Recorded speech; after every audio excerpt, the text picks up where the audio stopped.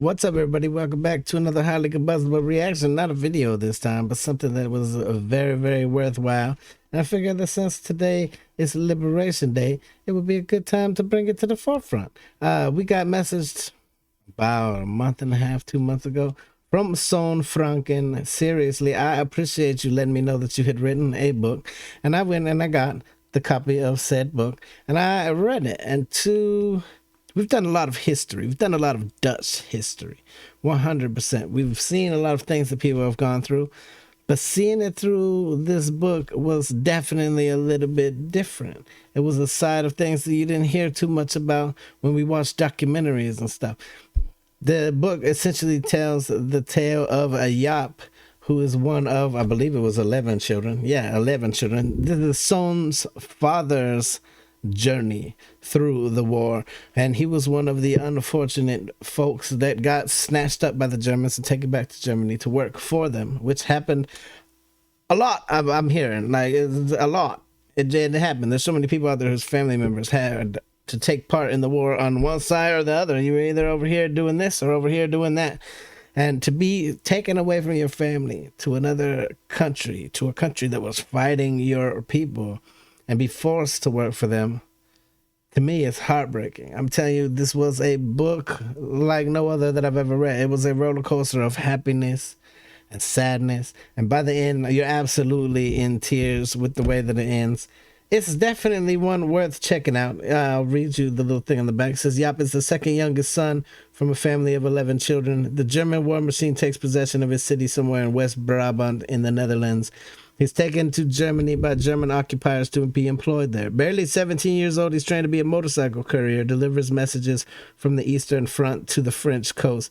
He accompanies many convoys, drives ahead, and closes streets when the convoys pass. Jaap learns that the war awakens the worst and the best in people, that there is good and evil on all sides of the battle, but above all, he learns to keep up hope.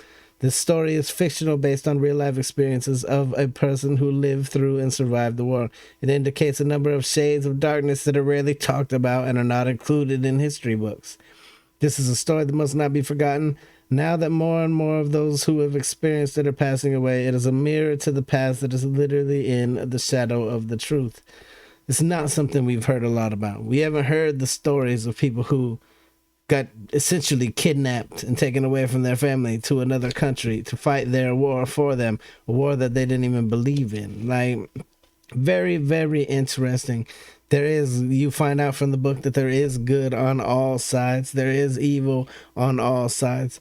We find out that a lot of people came back. The ones that got kidnapped came back to a not so hospitable country anymore. A lot of people looked at them like traitors just because.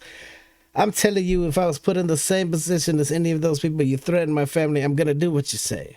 You threaten my life, we're going to go do some work. It's just the way of the war, seriously. But a phenomenal book that is in a great many languages. I will leave all of the links if you care to go check the book out yourself, right down there inside the description. It's available pretty much everywhere. I have the English version, but definitely one of the most intense books that I've read in a long time. It's a pretty quick read because you don't want to put it down. Definitely shout out to Sonn, like I said, for letting me know that we had a book in the first place. Otherwise, I would have never got to hear this amazing, amazing story. And it's just one.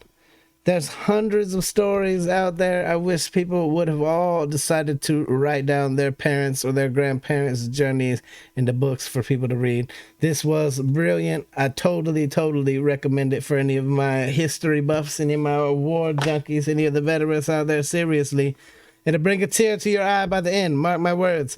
Definitely go check those out. I will leave those links down below. Seriously, I appreciate each and every one of you for being here. Till the next one, I'm highly combustible. I hope you guys had a wonderful Liberation Day. Be happy, healthy, safe. I love you to the moon and back. Peace.